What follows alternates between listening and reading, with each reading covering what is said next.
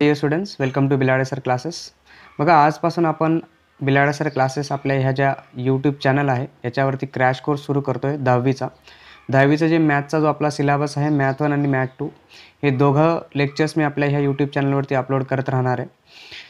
ह्याच्यामध्ये आपण semi English किंवा इंग्लिश मीडियम ह्या दोघांसाठी हे लेक्चर्स असतील आणि हा क्रॅश कोर्स आहे.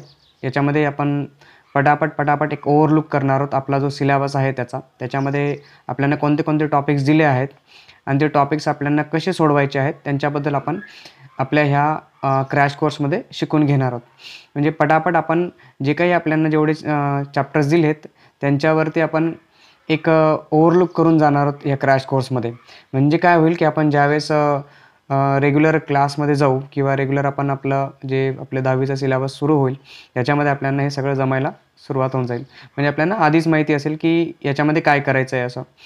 तर म्हणून आजपासून आपण काय करू, ह्या लेक्चरला सुरुवात करू. तर चला तर मग आपण आपलं हे लेक्चर सुरू करू.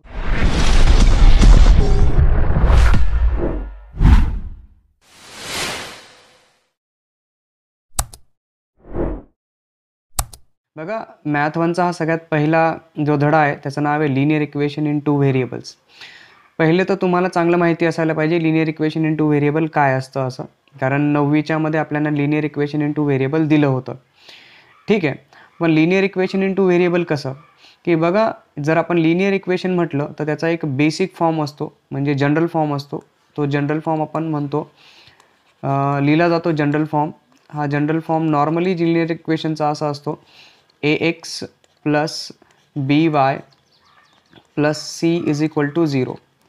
तर बघा, नॉर्मली तुम्ही जर हे जनरल फॉर्म बघितलं तर ह्या जनरल फॉर्ममध्ये तुम्हाला दोन व्हेरिएबल दिसतील, एक x आणि दुसरा आहे y. हे दोघं व्हेरिएबल्स आहेत आणि एक्सच्या समोर लिहिलेला हा a, हा b आणि हा जो c आहे हे त्याचे कोइफिशियंट आहेत. म्हणजे yचा कोइफिशियंट b आहे, एक्सचा कोइफिशियंट a आहे आणि c हा नॉर्मली कॉन्स्टंट म्हटला जातो. ठीक आहे. तर मग जे इक्वेशन तुम्ही म्हणतात, ज्या इक्वेशनच्या मध्ये दोन व्हेरिएबल असतील ते व्हेरिएबल एक्स वाय असू शकतात, एम एन असू शकतात किंवा पी क्यू असू शकतात. मग एक्स वाय किंवा पी क्यू किंवा एम एन असे जे दोन व्हेरिएबल ज्या इक्वेशनमध्ये असतील त्या इक्वेशनला आपण लिनियर इक्वेशन म्हणतो. पण लिनियर इक्वेशन नुसतं म्हणता येत नाही, कारण लिनियर इक्वेशनमध्ये आपण जी टर्म घेतो, म्हणजे आता इक्वेशनमध्ये जसं आपण हे इक्वेशन लिहिलं होतं ax प्लस बी वाय प्लस सी. ह्या इक्वेशनमध्ये ही झाली पहिली टर्म, ही झाली दुसरी टर्म आणि ही झाली तिसरी टर्म. अशा याच्यामध्ये आपल्याला 3 टर्म्स दिसत आहेत. या टर्म्सच्या मध्ये जी डिग्री असते प्रत्येक टर्मची ती असायला पाहिजे 1. जसं हे एक्झाम्पल बघा तर बरं, याच्यामध्ये आपण एक इक्वेशन बघतोय. इक्वेशन नाही म्हणता येणार, मी याला इक्वेशन करून देतो इक्वल टू 0 करून. बरोबर. आता हे जे इक्वेशन आहे ह्या इक्वेशनच्या मध्ये 3x plus 4y is equal to 0 म्हटलेलं आहे. त्याच्यामध्ये 3x ही पहिली टर्म झाली आणि 4y ही दुसरी टर्म झाली. या टर्मच्या मध्ये हा x आहे आणि हा y हे झाले त्याचे व्हेरिएबल्स. आणि या व्हेरिएबलमध्ये ही पहिली जी टर्म आहे त्याचा जो व्हेरिएबल आहे त्याची जी डिग्री आहे ती 1 आहे. तसंच जी दुसरी जी टर्म आहे इक्वेशनच्या मध्ये 4y, तर yची जी डिग्री आहे ती सुद्धा 1 आहे. म्हणजे मग जेव्हा बी तुम्ही इक्वेशन म्हणणार, जेव्हा बी तुम्हाला इक्वेशन घ्यायचं असेल तर इक्वेशन कन्सिडर करताना तुम्हाला दोन गोष्टी लक्षात ठेवाव्या लागतील. एक म्हणजे त्याच्यामध्ये दोन व्हेरिएबल असायला पाहिजे आणि दुसरं म्हणजे त्याची जी डिग्री राहील तुमची ही डिग्री 1 असायला पाहिजे. मग प्रत्येकामध्ये बघा बरं, जसं की m आणि n मी हे इक्वेशन घेतलं इज इक्वल टू मी करून घेतोय काहीतरी 0 याला. तर m आणि n मध्ये, ठीक आहे, याची जी डिग्री आहे ती आपल्याला किती दिसते, 1 दिसते. तसंच root two P plus Q याच्यामध्ये सुद्धा आपल्याला हे जे व्हेरिएबल्स आहेत त्यांची डिग्री किती दिसते, 1 दिसते. मग जे काही इक्वेशन तुम्ही लिहिणार आहेत, ज्या इक्वेशनमध्ये तुम्हाला दोन व्हेरिएबल दिसले आणि त्याची डिग्री 1 दिसली तर समजून जायचं ते लिनियर इक्वेशन आहे दोन व्हेरिएबलवाला. मग मी एक एक्झाम्पल आपण इथे कन्सिडर करू शकतो. जसं की मी इथे खाली एक्झाम्पल्स तुम्हाला दिसत आहेत.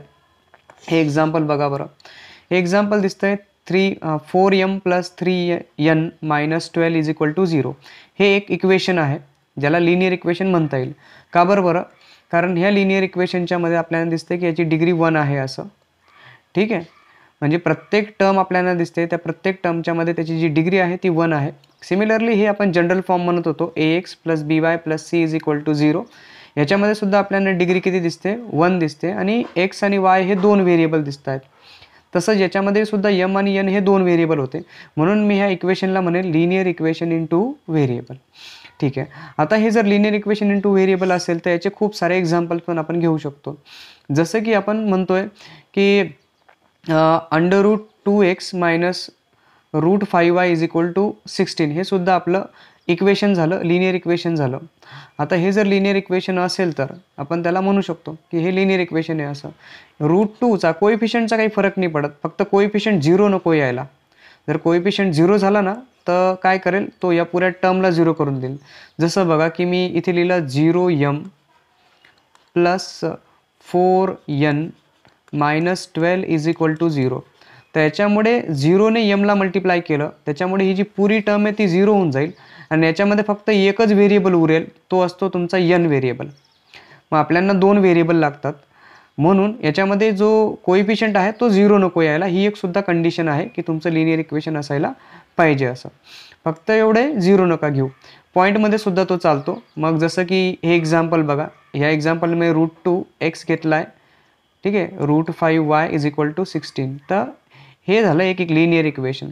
तसंच इथे आता बघा की जे लिनियर इक्वेशन नाही आहेत त्यांच्यामध्ये, जसं की याचा कोएफिशियंट 0 झाला तर हे लिनियर इक्वेशन नाही आहे, कारण हा पुरी टर्म 0 करून देईल. तसंच तुम्ही याच्यामध्ये बघा की हा y0 आहे बघा ह्या इक्वेशनमध्ये, तर y0 असल्यामुळे हे सुद्धा आपलं इक्वेशन राहणार नाही. आता इथे बी एक गडबड आहे की 4/x आणि प्लस 5/y लिहिला आहे इज इक्वल टू 4, हे सुद्धा इक्वेशन नाही आहे. कारण याचं कारण मी सांगतो की हा इन्व्हर्स आहे, डिवाइडमध्ये लिहिलेला आहे, डिवाइडमध्ये नकोच आहे आपल्याला. पहिले तर हे जे राहतं ना याला असं लिहिलं जातं 4x⁻⁻1 प्लस 5y⁻⁻1. मग हे -1 दाखवतो आहे, म्हणजे याची डिग्री जी आहे ती -1 आहे, म्हणजे मायनसमध्ये सुद्धा नको आहे मला, ती प्लसमध्येच असायला पाहिजे. डिग्री मायनसमध्येच असायला पाहिजे, 3 केस, सॉरी मी मायनस बोललो, प्लसमध्येच असायला पाहिजे. डिग्री प्लसमध्येच असायला पाहिजे आणि ती 1च असायला पाहिजे. दुसरं की त्याच्यामध्ये 2 व्हेरिएबल असायला पाहिजे, एक्स आणि वाय. सिमिलरली की जो कोएफिशियंट आहे तो म्हणजे ए आणि बी हे 0 नको असायला. ठीक आहे. हे जर 3 कंडिशन आपण लक्षात घेतल्या तर आपल्याला लिनियर इक्वेशन ओळखणं एकदम सोपं होतं. मग याच्यामध्ये मी जेवढे बी लिहिलेले आहेत तर हे सगळे जे खाली दिलेले तुम्हाला दिसत आहेत हे तुमचे लिनियर इक्वेशन येत नाही. बघा इथे की याच्यामध्ये एक्स आणि वाय हे 2 झाले, याच्यामध्ये याची डिग्री 2 होऊन जाईल, कारण बघा की हा 1 आणि हा 1 या दोघांना जर आपण प्लस केलं त्याची डिग्री होते 2, याच्यामुळे हे इक्वेशन राहत नाही. मग खाली लिहिलेले सगळे इक्वेशन नाही आहेत बघा, हे सुद्धा इक्वेशन नाही आहे, हे सुद्धा नाही आहे, हे जेवढे बी लिहिलेत ते इक्वेशन नाही आहेत. पण वरचे बघा हे सगळे जसं आपण बघतोय हे सगळे झाले इक्वेशन, यांना लिनियर इक्वेशन म्हटलं जातं. आता असे जर लिनियर इक्वेशन आहेत तर आपण 9वीमध्ये एक गोष्ट शिकलो होतो, सायमल्टेनियस लिनियर इक्वेशन. आता सायमल्टेनियस लिनियर इक्वेशन कधी घेतो आपण, की ज्यावेळेस आपण 2 लिनियर इक्वेशन एकाच वेळेस बोलतो, एकाच वेळेस डिस्कस करतो, त्यावेळेस त्यांना म्हटलं जातं सायमल्टेनियस लिनियर इक्वेशन. मग जेव्हा बी तुम्ही सायमल्टेनियस लिनियर इक्वेशन बोलले ते समजून जायचं की तुम्ही 2 इक्वेशन घेणार आहेत असं. आणि त्यांना जे सॉल्व करायचं असतं, त्यांना सॉल्व करण्यासाठी तुम्हाला माहिती की तुम्ही एलिमिनेशन मेथडने त्याला सॉल्व केलं होतं, आणि हीच मेथड आपल्याला ह्या वर्षीसुद्धा बघायची आहे. यावर्षीसुद्धा आपल्याला बरेच एक्झाम्पल लिनियर इक्वेशन जे सॉल्व करायचे आहेत एलिमिनेशन मेथडने. सगळ्यात बेस्ट मेथड म्हटली जाते की एलिमिनेशन मेथड. सबस्टिट्यूशन मेथडनेही सॉल्व केलं जातं, पण आपण सहसा काय करू, एलिमिनेशन मेथडने यांना सॉल्व करू. ठीक आहे. मला वाटतं की हा छोटासा लेक्चर तुम्हाला आवडला असेल. जर लेक्चर आवडलं असेल तर आपला हा जो छोटासा प्रयत्न आहे यूट्यूब चॅनलवरती सगळ्यांसाठी फ्रीमध्ये मॅथचं जे लेक्चर आहे ते अवेलेबल होत असणार आहे. क्रॅश कोर्समध्ये तुम्हाला आपला जो मॅथ आहे तो चांगल्या पद्धतीने समजेल सुद्धा, मी याची गॅरंटी घेतो. आणि हे लेक्चर फ्री आहे, याच्यावरती यूट्यूबवरती कुठलाही पैसा लागत नाही. ठीक आहे. सो जर तुम्हाला लेक्चर आवडलं तर इतरांनाही शेअर करा, लाईक करा आणि सबस्क्राईब करायला विसरू नका. Thank you for watching this video.